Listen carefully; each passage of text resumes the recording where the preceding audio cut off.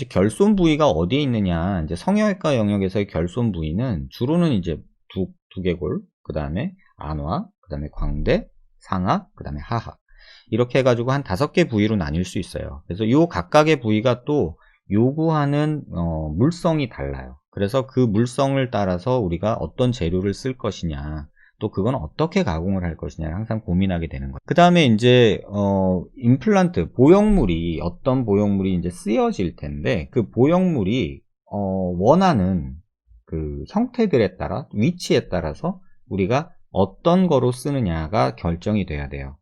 그래서 영어로는 볼류머라고 그래서 빈 공간에, 부족한 공간에 볼륨을 채워주는, 우리 그냥 흔히 말하는 필러 같은 거죠. 볼륨을 채워주는 개념의 볼류머라는 개념이 있고, 또 하나는 빈 공간, 결손 부위가 생긴 부분을 그냥 메꿔주는 그런 스페이서라는 개념이 있어요. 그 다음에 무너진 거를 세워줘야 되는, 그래서 다시 말하면 기둥 역할을 해줘야 되는 스트럭처러 개념이 있어요. 그래서 이 볼류머 같은 경우, 그러니까 볼륨만 채워지는 경우는 그냥 볼륨만 메꿔주면 되니까 큰 물성을 요구하지 않아요.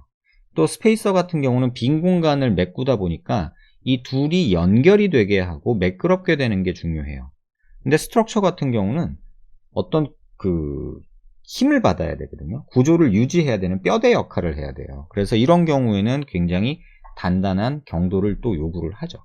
그래서 이런 각각의 부위에 따라, 결손 부위에 따라 우리가 어떤 목적으로 사용할 거냐에 따라서 부피가 필요한 건지, 아니면 공간을 메꾸는 게 필요한 건지, 아니면 구조체를 지지하는 게 필요한지, 이거에 따라서 이렇게 3가지로 구분해서 나눌 수가 있어요.